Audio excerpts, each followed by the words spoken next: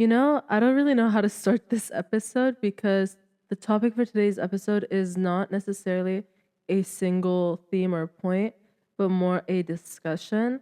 And the inspiration for today's episode kind of came about in a very organic way. Basically, I love Hopecore. A lot of my feed is Hopecore posts, so I'm looking at quotes all the time. And I guess today my feed was just entirely very, very positive. And it made me think about life and just like embracing life and how we get so wrapped up, I mean, myself included, in analyzing life and getting somewhere and doing something and being something that we forget to just like enjoy life and embrace life and see the beauty in life. And that everything in life is really at its core love. But the fact of the matter is, love is the thing we often fear most. Do you see how it's hard for me to put this into like a concise sentence? But the idea is like, yeah, everything is about love, but love is what we fear most. Yet, love is also the answer to it all. And this is oftentimes accentuated in these Hopecore posts. So, I guess what I want to do with today's episode is read a bunch of different Hopecore posts and then kind of talk about them and talk about what I get out of them or the idea that they're getting at. Because I think everyone should have Hopecore on their feed. I'm not even gonna lie, I'm such a big advocate for this. You should all have this on your feed because it's such a gentle and sweet and positive reminder to like see the good in life and not be so bogged down by all the negative and worry. Anyways, that's why the video also, if you're watching it, looks a little different because I'm actually filming on my old like VCR camera and not on my phone, so I can use my phone. And I'm really curious how this is gonna come out. So I guess we'll find out. But anyways, let's just start reading some, posts. I screenshotted a few and then I'm just going to look through a few as well. I guess a good one to start with is the one that kick-started the inspiration for this episode, which is a screenshot from Tumblr, and it says, just so you know, everything in the entire universe is always about love. And when it isn't about love, it is about the absence of love. I hope this makes sense.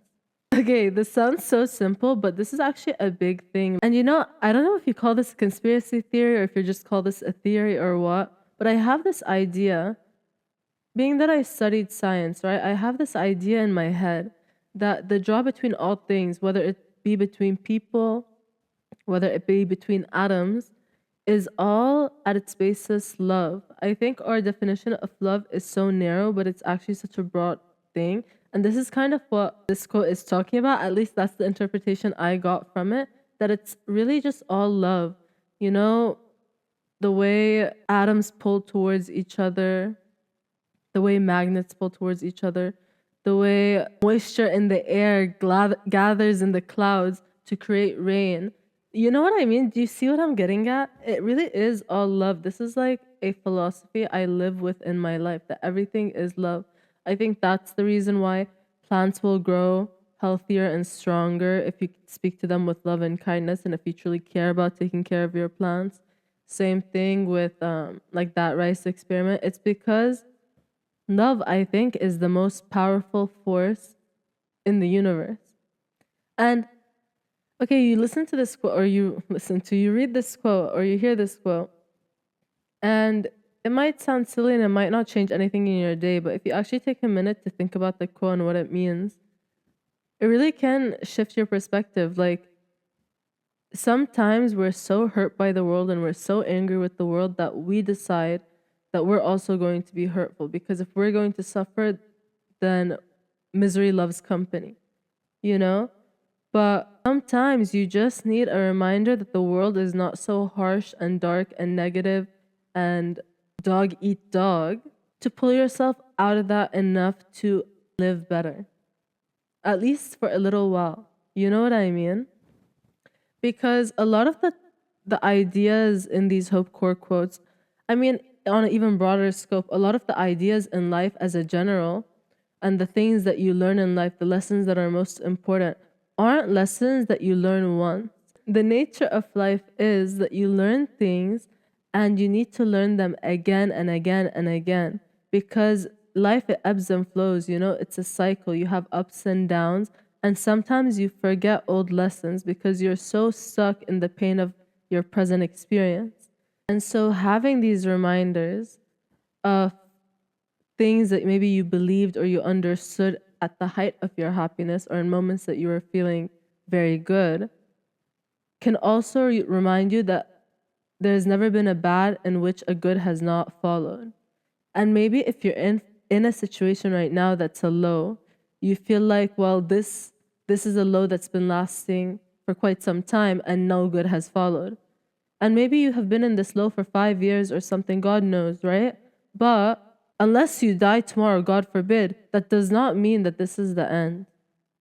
There is an almost guarantee in life that if there is bad, there will be good, because everything in life requires balance.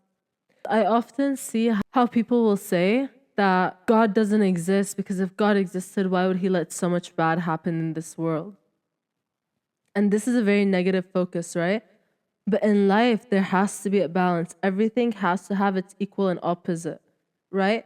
If there is going to be extreme goodness, extreme joy, extreme happiness, there has to be an opposite. Otherwise, we would not, like the thing could not exist without its opposite. Nothing in life can exist without its opposite. Does that make sense? And so when we're in pain, we can feel like this negative moment is going to last forever, that there's never going to be anything better. But if you actually are a logical person, you'll realize that by nature, something good must come after the bad because life seeks balance. Oh, another one that hit me really hard was, it's just like if you're watching the video, you might be able to see this. I don't know. I'm not an influencer. Anyways, it says, yeah, bro, it's basically all about loving and accepting yourself and returning to who you were before the world dimmed your light. And you know why this hit me so hard? I feel like maybe before it wouldn't have hit me this hard, but this time it just came to me at the right moment, because I want to say maybe in the past almost a year, like since May of last year, yeah, basically a year, I've really had a focus on being myself again. And it's funny because it's like a return to who I was as a child. I feel like there was a moment in my childhood where things changed and I lost myself. But there was a time that I was so purely just myself and enamored by life and the world. And I really want to return to that person that had so much hope and joy and trust in the world and in people and in the goodness of life and in the goodness of the world. Because generally, I'm a really positive person. I really think that there is so much good in life and in the world.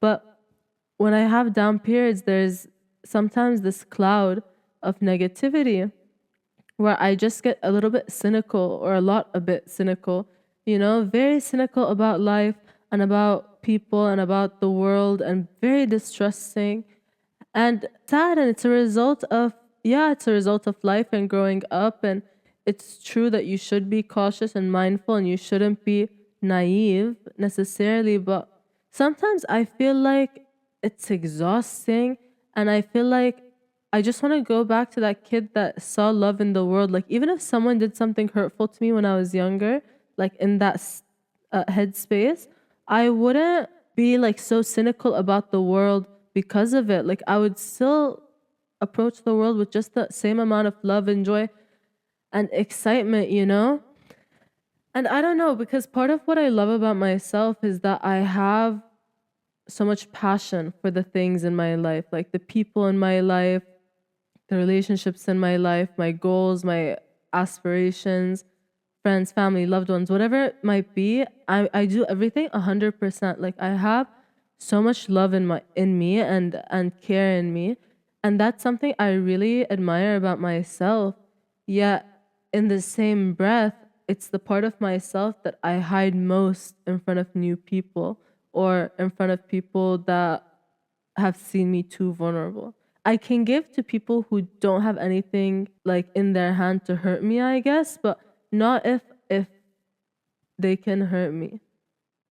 And it's because I think I became so distrustful of the world. And to be fair, yeah, I've had some experiences that, the experiences and the way that people have done me wrong in my life have been quite substantial and significant. However, I feel like I'm letting them win by being still so cynical and distrusting of the world. Like, you already hurt me once, and now I'm gonna let your hurt continue to brand me and follow me around and affect my future and my future relationships. You might as well still be in my life if that's the case. You know what I mean? So, anyways, I guess this quote just made me think about how, like, there is a version of you that is so pure that has just been covered in so much armor over time due to the harsh realities of life. And I think part of growing up and finding yourself again is actually just finding that person that you hid under all that armor. You know, it's what I hope to find in my partner, and it's why I won't settle unless I find this in a person. It's why I won't date someone that doesn't bring this out in me. But like, this is why it's so important to be with someone that brings out the little kid in you, that brings out that childlike joy and wonder in life, because that is the true you. And if a person can bring that out, they are safe and they are good for you, you know? But if a person makes you feel that you still always have to put on a front and they react poorly to you just being yourself, not necessarily if you're doing something hurtful, you know, they can still react in a way that's authentic, obviously, but in a looking at you like, oh, you're too much, or you're too weird, or you're too this, then that's not the right person for you, because the right person for you will love that child in you, will admire you with the same amount of childlike joy and wonder, because you bring that out in them too. And that's why it's so important to have, not just in your partner. I mean, your partner is paramount. Like, your partner sets the tone for the rest of your life. So that person is very important. But this idea is also important in your friendships, like your inner circle. It's very important because the people in your inner circle, you need people that you can be 100% yourself with. Like, my friends that I can be 100% myself with, no mask, no thought, just I know that they'll never take me wrong. They are like my slice of heaven on earth. They are like what peace feels like in physical form, because it feels so right to just be yourself. And when you feel comfortable around someone to be yourself, it's life changing, you know? And obviously, you should always be yourself, but there's a reality of being in the public. Okay, not even like this, like just being in the public, like going outside, being around people, where there is an expected way to be and act. Neither here nor there, but it is what it is, right? Decorum, there's a decorum. And it's obviously you still act with decorum in your life in public and private, but there's a level of comfortability that I'm trying to get at, that where you can be that child in you and you're not worried about perception. You know that person knows your heart, you know? And I miss that person in me, because recently I just haven't had that same childlike joy in me, and I used to have it in spades, you know? But I guess I should also give myself grace, right? Because a lot of difficult things happened recently that it's fair, you know. I'm feeling the way I am, but I'd like to change that, is my point. And this kind of made me think about that, because that's something I have been working on for quite a while. Okay, let's see what's next. Ooh, I like this one. There was one that I saw earlier today. It goes, people be like, that's not realistic, as if the entire universe is not a living miracle beyond our wildest imagination. Okay, this. You know what? This is why it bothers me when people think so small or think that things aren't possible, or even make the assumption that we understand how the world works and how everything works. Because, dude, look at everything. This whole entire existence, like, if you think about it too hard, you'll make yourself crazy, because there is no way to fully comprehend the intricate, unique, beautiful way that this whole entire life came about to be. So if all of this could come about to be, you think your dreams, which are minuscule compared to the creation of the universe, okay, and the world, your little dreams are going to be too big to come true. Dude, be for real with me. Like, okay, maybe it works, maybe it doesn't, but for you to not try because you think your dream is too big and not possible for you before even taking the steps to try, it's such a ridiculous thing to do, because the reality is everything is a miracle. Everything is a miracle. Every single day you experience miracles. We just have been so desensitized to miracles because we take it as this is just life. We become desensitized to things. We forget to appreciate their wonder. You know, flowers blooming is a miracle. Your hair growing is a miracle. Breathing is a miracle. Being able to breathe while you're asleep, that's a miracle. You know, working out, that's a miracle. Being able to buy clothes of all different types of fabrics and cuts and shapes at a mall is a miracle. Driving a car is a miracle. The sun rising and setting is a miracle. Gravity existing is a miracle. Like everything is a miracle.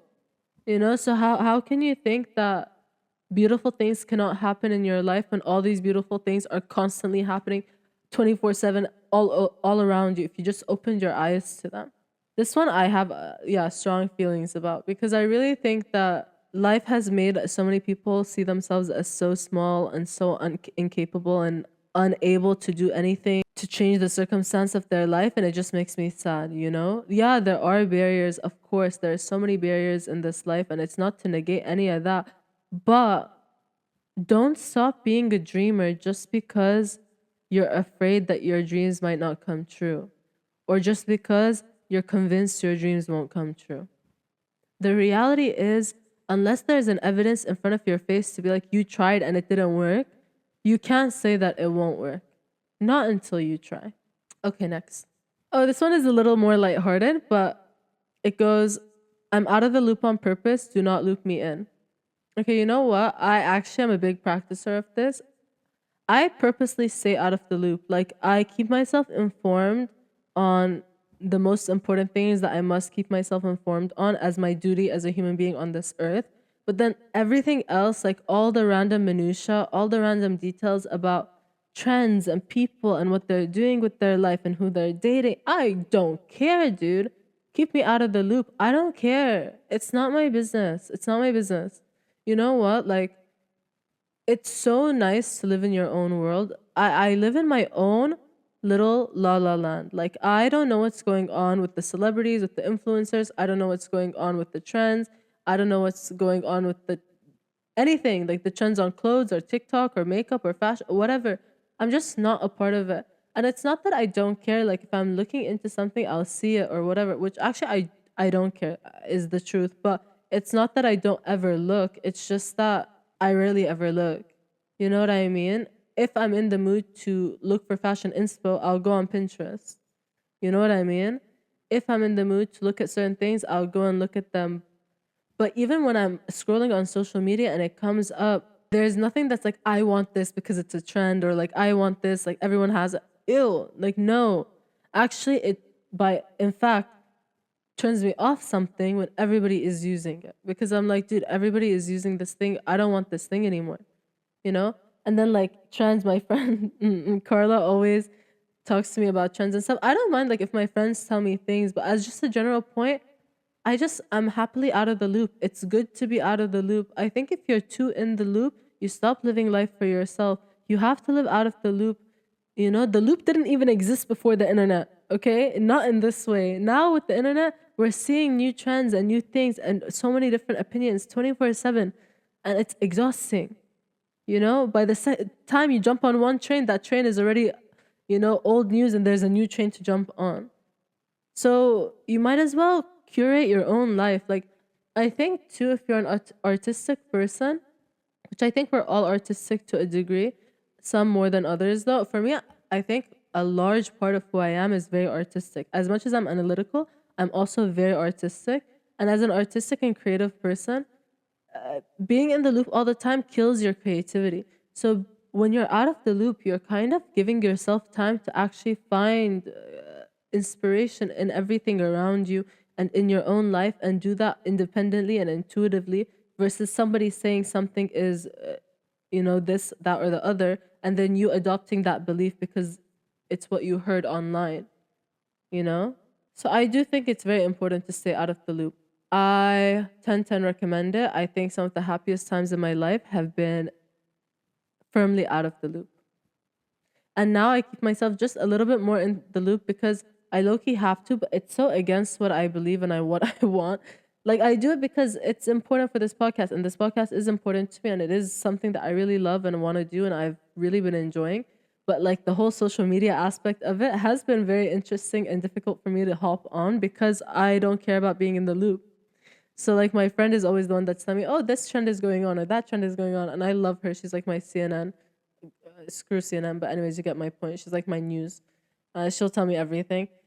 So it's like it works out, but it is good to stay out of the loop. I'll say that I am a much happier person. Maybe I am a weirder person. I will admit that I can read people. Like the people have like a little scrunch of their eye or something. Like I am a little, I would say not what you would expect. I'm very much myself a lot more than I am not, I guess.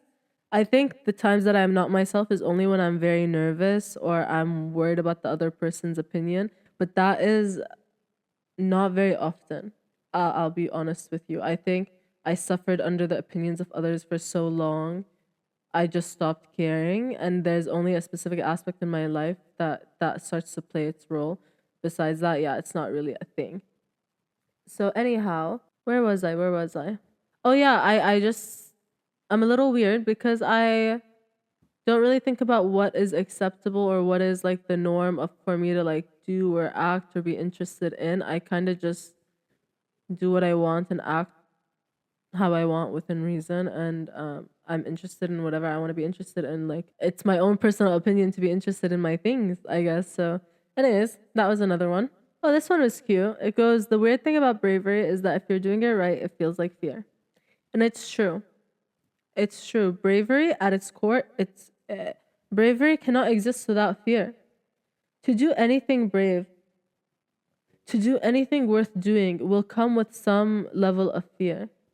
And the more worth doing a thing is, the more fearful you will be to do that thing.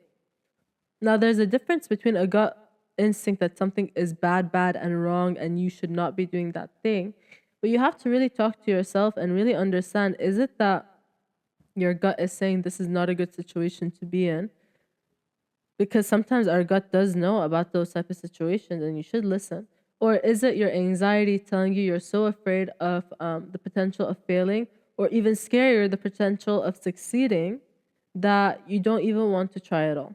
Because you cannot be brave without accepting that you will have fear.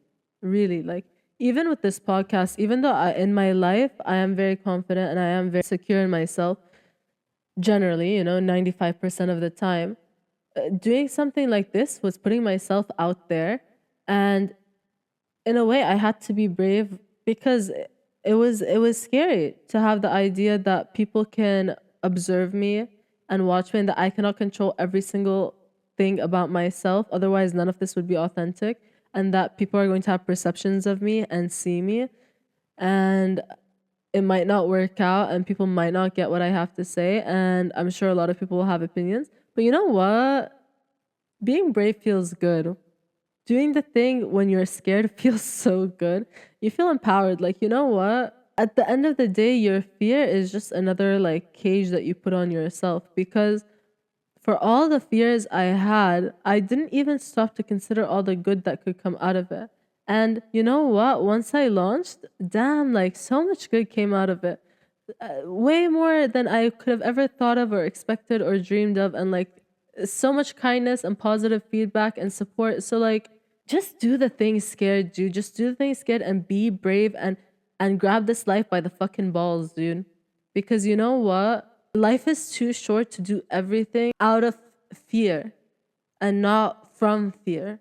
And what I mean by that is if you do something out of fear, you're doing things to avoid feeling that fear and to avoid the thing that you're feeling fearful of. Whereas doing things out of fear is that you have the fear, but you do the damn thing anyway. You let the fear fuel you into the excitement to tackle that thing that is scaring you. You see what I mean? Okay, I think this is going to be the last one. And it's a quote actually by Warpaint Journal. I don't know what that is though. But anyways, it goes, I used to think happiness was about getting more. Now I think it's about noticing more. The way your coffee tastes in the morning, the way the breeze feels on your skin, the way your friend's voice sounds when they're really laughing. It's all right there. You know, this one I wanted to include because I actually feel this feeling quite often. Like if I'm spending time with my friends or my family and we're just like laughing and chatting or eating dinner, like this happened to me just yesterday. Carla cooked me dinner and my friend cooked me dinner and I was just sitting there. I was like, wow, I'm just so grateful. Like I'm so grateful I have a friend that like I told her, I was like, you made me feel so loved. Like I feel so loved that you just made me dinner. Like, there's so many moments in life that you can just feel so grateful and feel the love and joy and just like wonder and amazement of living if you just notice more.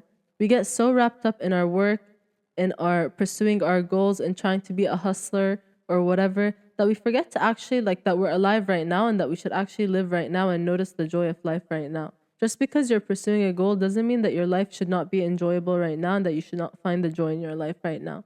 There is so much joy in your life right now if you only just stop and look up from that goddamn phone and pay attention. Stop thinking about the past, stop thinking about the future, and pay attention because there's so much beauty in this world. You know, I learned this from my mom actually because my mom is a very present person. She's always like looking at the nature and seeing beauty in all these things. And it's so true. You know what? There's so much beauty in all these things. And I learned this from my dad too because his gestures are always in the small things. He's always doing little things out of love. And you can see that too. And you see it. You see all the beauty or the flower that grows in the crack. Like it's so beautiful, that flower, how resilient it is that it didn't care about its environment. It decided to grow. Or the squirrels that literally play outside, and chase each other and play around in the trees. Or, the ocean at sunset. Or the sunsets that California has been having recently, or the fact that it's turning into spring and all the leaves are blossoming and oh my god, the jacaranda trees are beautiful, and that you made a nice dinner and the food tasted so good, or you made your coffee just right and it tasted better than the coffee shops. I mean, so many beautiful things to enjoy if you just pay attention. I don't know. This is a philosophy I try to employ in my life. I really do. Obviously I have, you know being a girl, you just have hormones, and I feel like all women know that there's about a 10-day dark period every month. You get 20 good days and you get a 10-day dark period. The 10-day dark period, all bets are off, all bets are off. But in those 20-day good periods, I really I really try to apply this philosophy. Anyhow, as you can tell, as I said in the beginning, there isn't a singular point or idea that I wanted to come across in this podcast, but more just like embrace life, I guess. I guess if we were gonna put it all together, I'd say just embrace life, just embrace everything that life has to offer, and stop wallowing, and stop giving a shit about things that mean nothing, and make your own meaning. All right. Thank you guys for joining me today. Lots of love. I hope you have a good morning, evening, afternoon, night, whatever it might be, wherever you're at. Toward the end of these episodes, my English just deteriorates so much. But anyhow, I'm so hungry, so I'm gonna go make some food right now. And I will talk to you guys again soon. I appreciate each and every one of you. Thank you so much for being here. You guys make my life so fun and so enjoyable. Alrighty. Bye. Talk soon. Also, let me know what you think of this whole setup and this camera because it's totally different, but I did like having my phone around and it does actually feel a little bit more organic. I feel like everything flowed a little bit better this time.